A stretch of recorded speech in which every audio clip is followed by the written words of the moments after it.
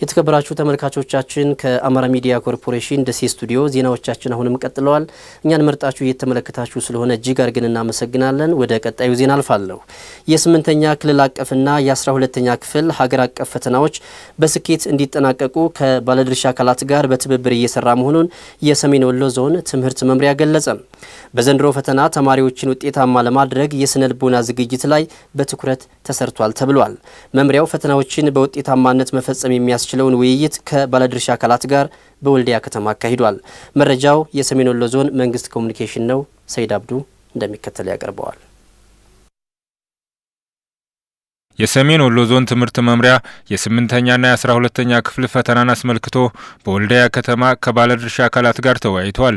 የሰሜን ወሎ ዞን ዋና አስተዳዳሪ አቶ ጋሻው አስማሜ ለትምህርት ስራ ውጤታማነት የባለድርሻ አካላት ተሳትፎ ወሳኝ በመሆኑ በትብብር እየሰራን ነው ብለዋል። ሁሉም ትምህርት ቤቶቻችን ጉዳት ደርሶባቸዋል።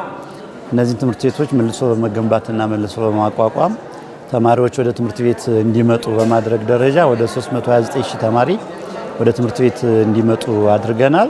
ይሄ ባለፉት ከነበሩት የትምህርት እንቅስቃሴ አኳያ ሲወሰድ አበረታች ነው። ምክንያቱም ለ2 ዓመት ለ3 ዓመት ያክል ያው ይታወቃል በወረራው ምክንያት ተማሪዎች ከትምህርት ቤት ርቀው የወጡበት ነው።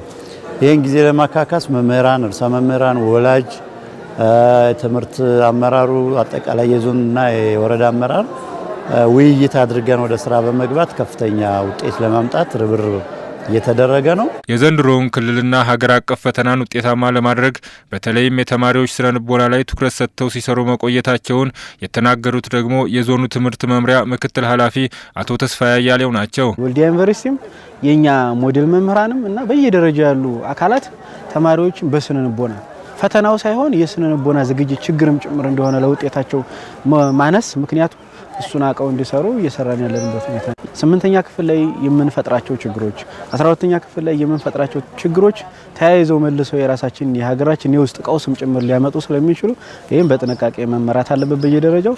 ይሄ ሲባል የጸጥታ መዋቅራችን ይሄን በትኩረት ይዞ መስራት መቻል አለበት።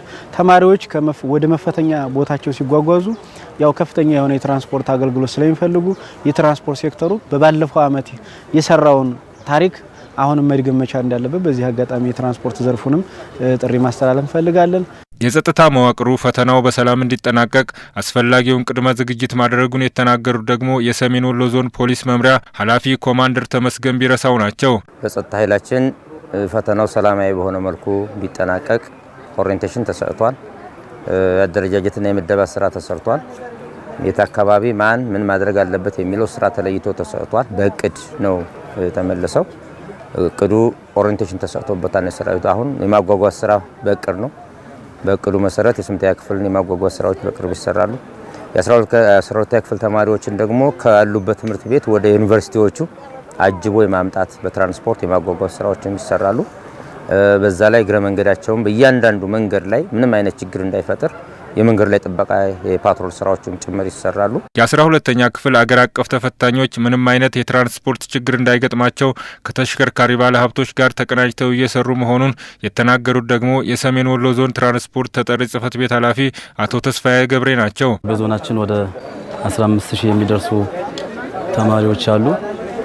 እነዚህን ተማሪዎች ያለምንም የትራንስፖርት እንከን ከትምህርት ቤታቸው ወደ ወረዳ ማዕከል ከወረዳ ማዕከል ደግሞ ወደ የሚፈተኑባቸው ዩኒቨርሲቲዎች ለማድረስ የኛ ተቋም ከፍተኛ የሆነ ሚና መጫወት መቻል አለበት ብለን ይዘን